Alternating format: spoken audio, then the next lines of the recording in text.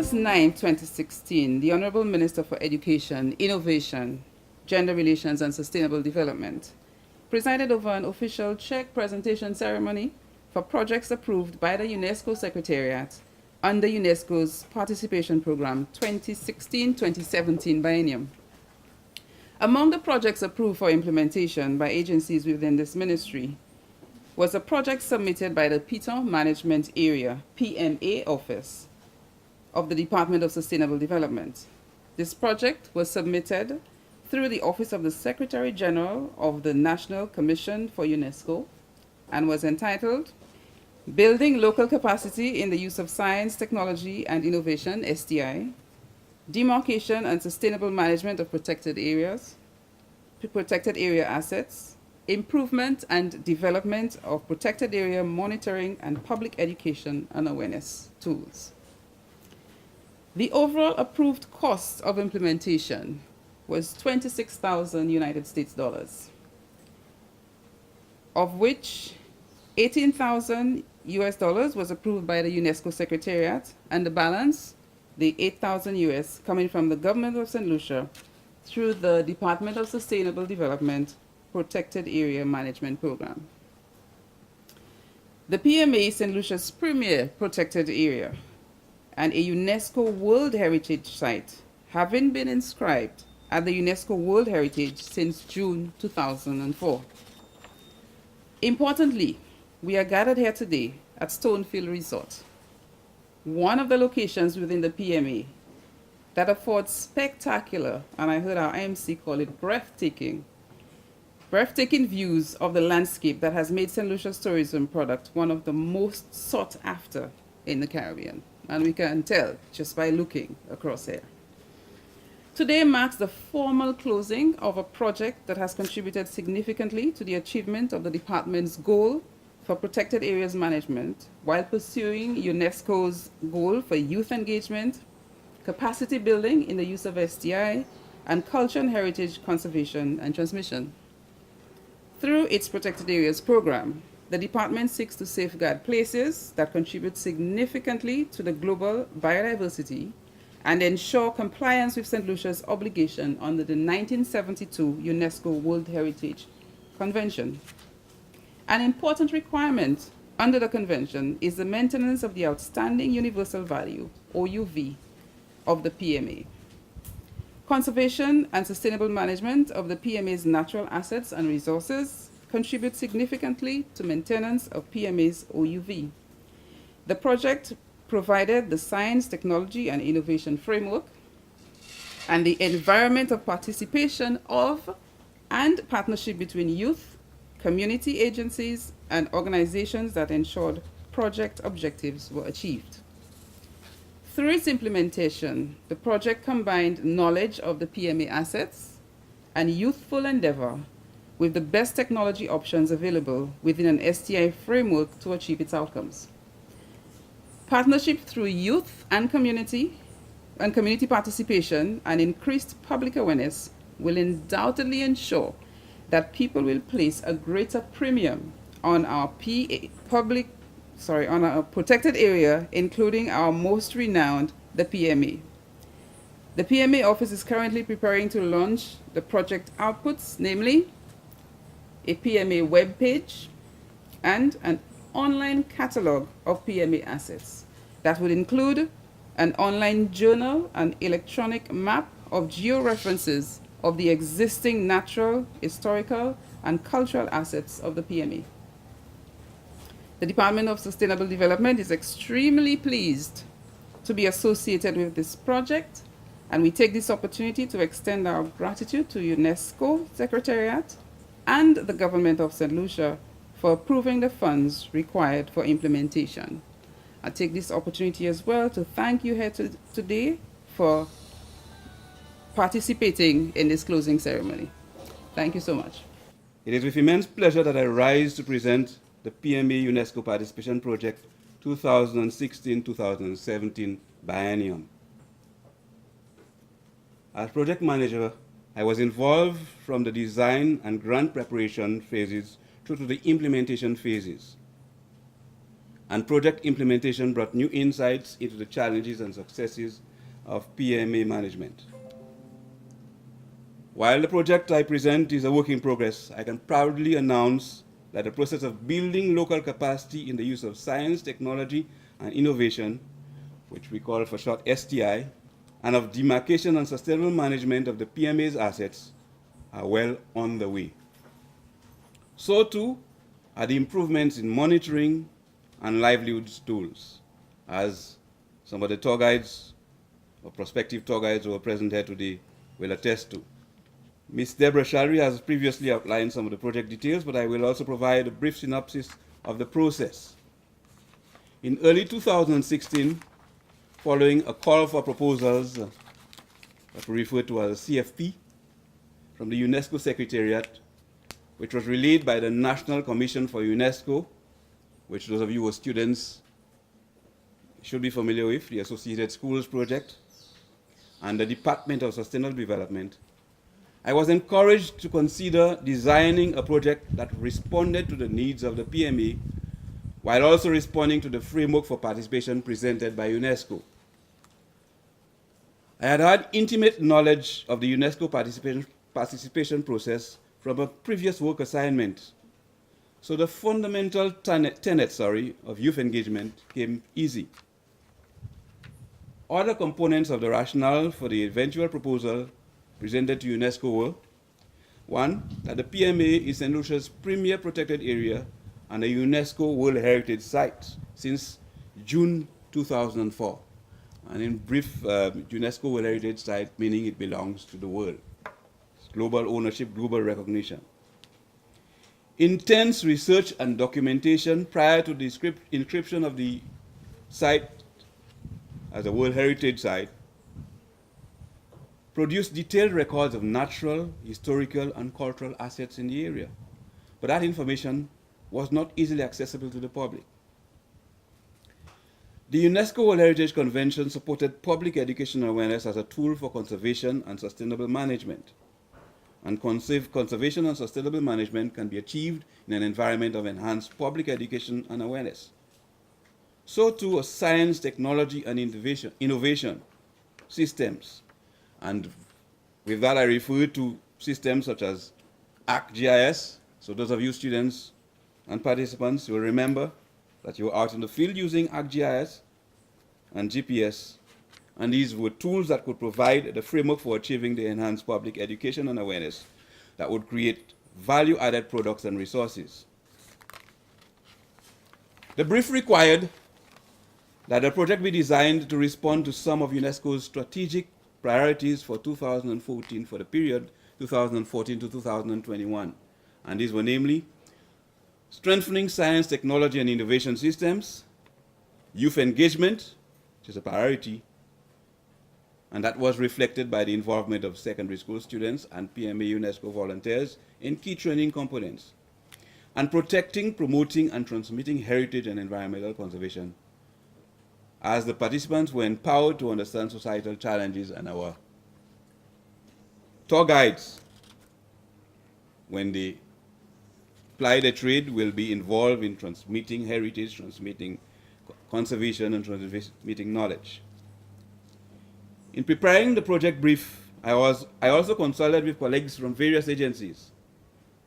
And I must mention Mr. Felix of the GIS, who provided much guidance on technical aspects.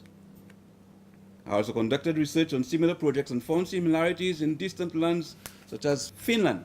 So I designed a project that involved 3 components, with the overall aim of establishing a framework within the science and technology concepts such as GIS systems, geographic information systems, and global positioning systems, and the creation of an online catalog of PMA assets.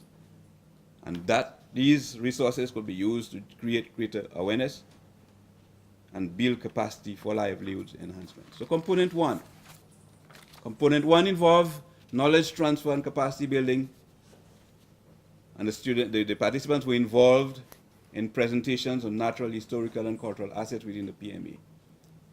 And that was followed by intense training in the use of ArcGIS. So they were involved in the technology using their handsets, their cell phones, to go out there, collect data, and reproduce that data on a platform. Along with other colleagues, I was involved in the intense GIS training.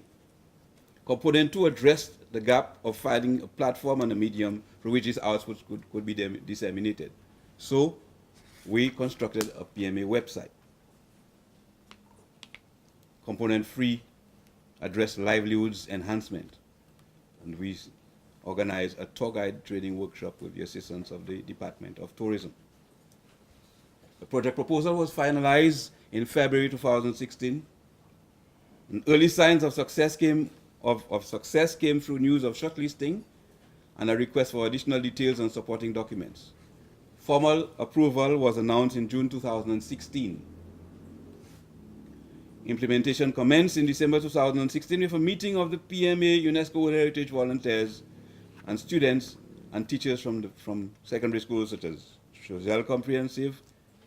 Social Secondary, Soufrière Comprehensive, PI Secondary, and Beaufort Comprehensive. It must be noted that the major work package was finalized during the grant preparation phase in February 2016, and this facilitated implementation of Component 1 in mid-April 2017. The procurement process was continued with a call for proposals for the web page design component, and this was eventually issued to Savvy Caribbean Marketing Limited in May 2017. While the students will present their experiences during the project, especially as it related to the use of STI and ArcGIS as a means of strengthening the practical application of geographical concepts on the secondary school curriculum, I was personally intrigued by some of the discoveries made during the implementation, and this helped concretize the need for addressing sustainable livelihoods within the PMA. I was intrigued by the fact that the PMA had a truly remarkable history that could be packaged and presented to enrich the visitor experience. For example, it was a unique coincidence that on April 18th, when we launched the training component of the project, that we were informed that it was the 222nd anniversary of the Battle for Rabat. And you know the Rabat area in Soufrière. A date also observed as UNESCO World Heritage Day. Very unique coincidence. I was also intrigued by the fact that there are immense opportunities for livelihood creation within the PMA, as there are sites and attractions that could be developed to enhance the PMA visitor experience through the creation of new livelihood opportunities or enhancing existing ones. And I talk of non-traditional sites. We hear a lot about the traditional sites, the Sulphur Springs, the Pitons Nature Trail, but there are lots of hidden treasures within the Pitons management area. These are opportunities for improving livelihoods and for bringing meaning to the idea of World Heritage. PMA partner agencies and other government agencies provided much needed support to project implementation, and these included the Renewable Energy Division of the Department of Sustainable Development, the Physical Planning Department, and the Forestry and Fisheries Divisions of the Ministry of Agriculture, Fisheries, Physical Planning, Natural Resources and Cooperatives, the Department of Tourism, Information and Broadcasting, the Soufrière Marine Management Association, and the Soufrière Regional Development Foundation. Forgive me if I have left out any. The project also received noteworthy support from individuals, namely Dr. Winston Fulgens of the South Louis Community College. I have already mentioned the contribution of Mr. Richmond Felix. And also, though Mr. Trevor, Alfred, and Snalia were also supporters who were consulted, paid consultants during the project, they went beyond the call of duty and should be commended. The management of staff of the many properties, sites, and attractions within the PMA contributed to its success. Yes, Maureen Tetpol did contribute to the success of the project. The Dauphine Estate Stonefield Resort, where we are currently, Mount Kubari Estate, Diamond Falls, Piton Falls, and Sapphire Falls and Mud Baths, to name a few. The process that I have outlined has resulted in the following outputs: an online journal and electronic map with georeferences of the existing national, historical, and cultural assets of the PMA.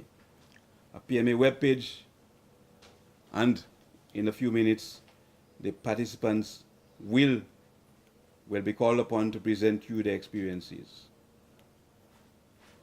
What I will do is allow them to do so, and then see if I can access the technology on the, were you able to successful in downloading? Okay. So on behalf of the PMA office, while this is not the formal thank you, I want to take this opportunity to extend sincere thanks to the government of St. Lucia and the UNESCO Secretariat for financing the project. And thanks also to the many individuals, government agencies, and private concerns that provided much needed support during implementation. And I want to thank all of you who have made this project possible, and thank you, all of you who have taken time off your busy schedules to be present here today. Thank you. My task this morning is to share brief remarks about my experience engaging in the project that we are bringing to a close today. I must admit that at first, I was not very excited about being chosen to participate because by nature I am a shy person. However, after the first few sessions where I met the participants and understood the nature of the project, I realized that I would be participating in something interesting and worthwhile.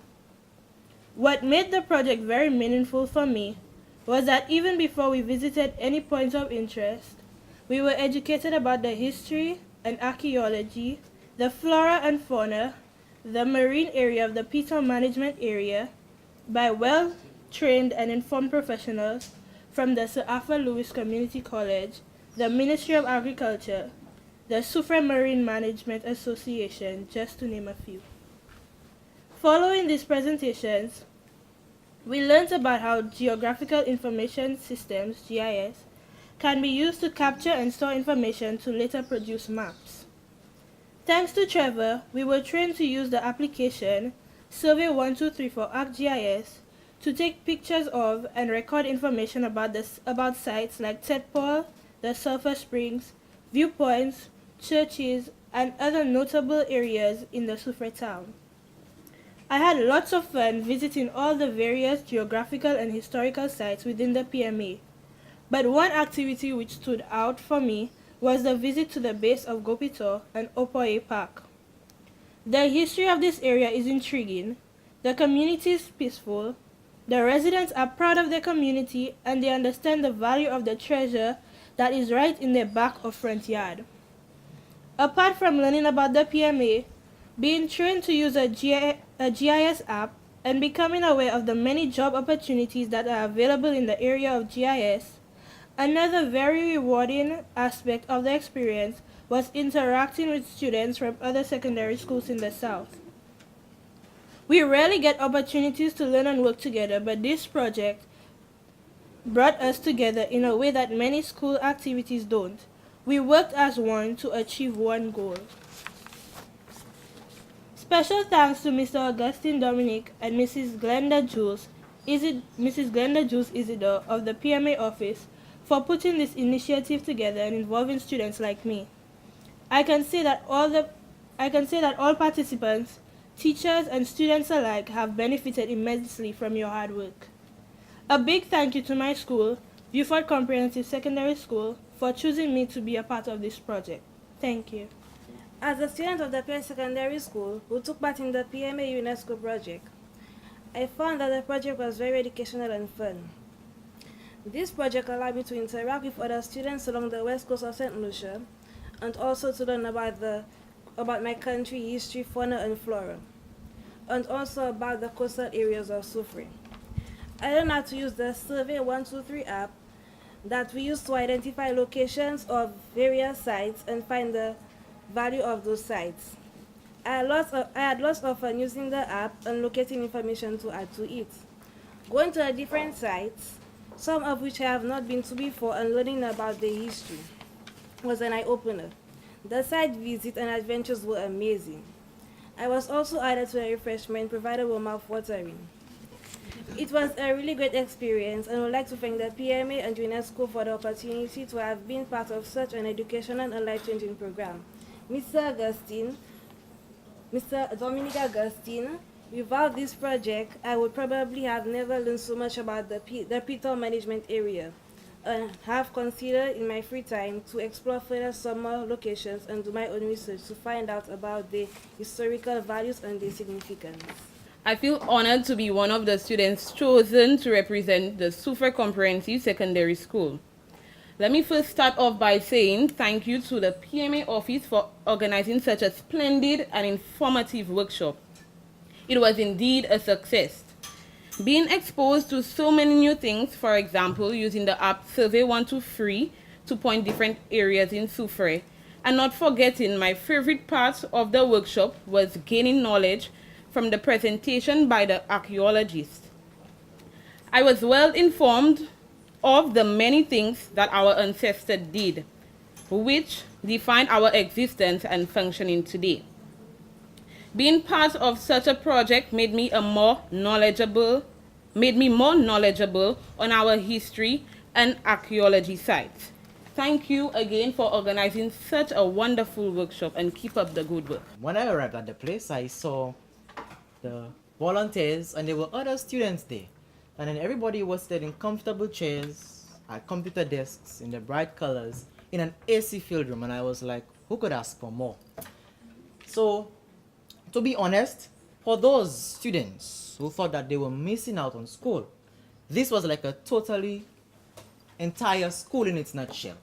All right? I could say that because every one of us who paying attention have to learn something new. We did learn something new. I know that.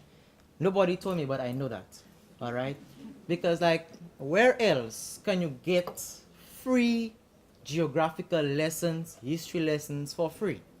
We got all of these things for free. I learned about the Midden, and I learned about, at the place itself, how many different species of plants and animals at the place. Now, you've been wondering why I have that there. Can everybody see the picture? Yeah, You can see it? Yes. Does anybody, When English? the English name, what do you refer to it as? The donkey eye. Now, you were there, right? That's not the donkey eye. Yeah, that's what I learned. I was so surprised. When I went home to my mother, she was like, no, Junior, no. That's the crab eye, not the donkey eye. All right? So I taught you something today, I learned, right? So it's called the crab eye. So when we went out onto the field, I didn't go onto the sea, but that didn't mean that the land was any less exciting. Who could ever get bored when you go to the Sulphur Springs? You could visit it 1,000 times, and you would still feel intrigued when you enter the grounds of the Sulphur Springs, right? I would like to thank Mr. Trevor for helping us use and understand the Survey 123, the ArcGIS, and it was so convenient. I mean, you had your phone. I had my phone, and I would go out onto the field trips and then collect data on my phone offline. And then when we would return, then we would update it. And then like, there was this pleasure afterward, this joy. Like when he opened up the website, and you could have actually seen the fruits of your work. I also visited some places which I have never gotten the opportunity to before, like the coconut oil factory in Soufrière. I got to visit that place. I got some data from that place. But honestly, it was truly an eye-opener for me. And in closing, I really did learn a lot. It was really an eye-opener for me. It was truly a blessing. Truly a blessing. Thank you.